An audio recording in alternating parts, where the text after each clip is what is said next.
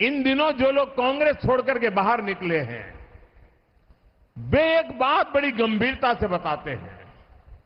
वो सारे लोग कह रहे हैं कि कांग्रेस अब कांग्रेस नहीं रही है। अब कांग्रेस अर्बन नक्सलों के कब्जे में चली गई है। कांग्रेस अब वामपंथियों के चंगुल में फंसी हुई है। तो हमारे एक मित्र ने उनको पूछा कि आप ये कैसे कहते हैं? तो उन्होंने कहा, उनका मैनिफेस्टो देख लीजिए, इस बार का कांग्रेस का मैनिफेस्टो देख लीजिए। कांग्रेस ने अपने मैनिफेस्टो में जो कहा है वो चिंताजनक है, गंभीर है, और ये माओवाद की सोच को धरती पर उतारने की उनकी कोशिश है। उन्होंने कहा है कि अगर कांग्रेस की सरकार बनेगी तो हरेक की प्रॉपर्टी का सर्वे किया जाएगा। हमारी बहनों के पास सोना कितना है उसकी जांच की जाएगी, उसका हिसाब लगाया जाएगा। हमारे आदिवासी परिवारों में चांदी होती है, सिल्वर कितना है उसका हिसाब लगाया जाएगा। सरकारी मुलाजिमों के पास कितना जगह है, क्या है, पैसे कहाँ है, नौकरी कहाँ है, उसकी जांच की जाएगी। इतना ही नहीं, आगे क्या कहा है, ये जो गोल्ड है बहनों का और जो संपत्ति है, ये सबको समान रूप से वितरित कर दी जाएगी।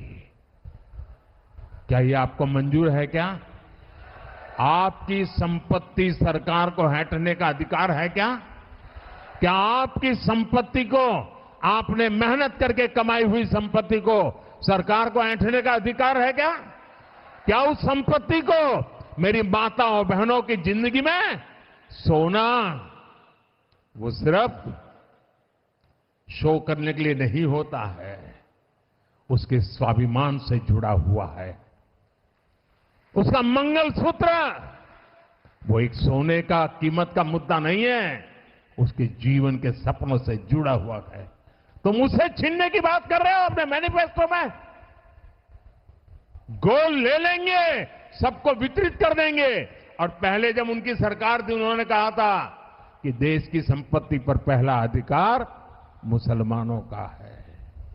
इसका मतलब ये संपत्ति इकट्ठी करके किसको बांटेंगे? जिनके ज्यादा बच्चे हैं उनको बांटेंगे। घुसपैठियों को बांटेंगे। क्या आपकी मेहनत की कमाई का पैसा घुसपैठियों को दिया जाएगा? आपको मंजूर है ये कांग्रेस का मैनिफेस्टो कह रहा है कि वो माताओं बहनों का सोने का हिसाब करेंगे, उसकी जड़ती करेंगे, जानकारी लेंगे और फिर उस संपत्ति को बांट देंगे।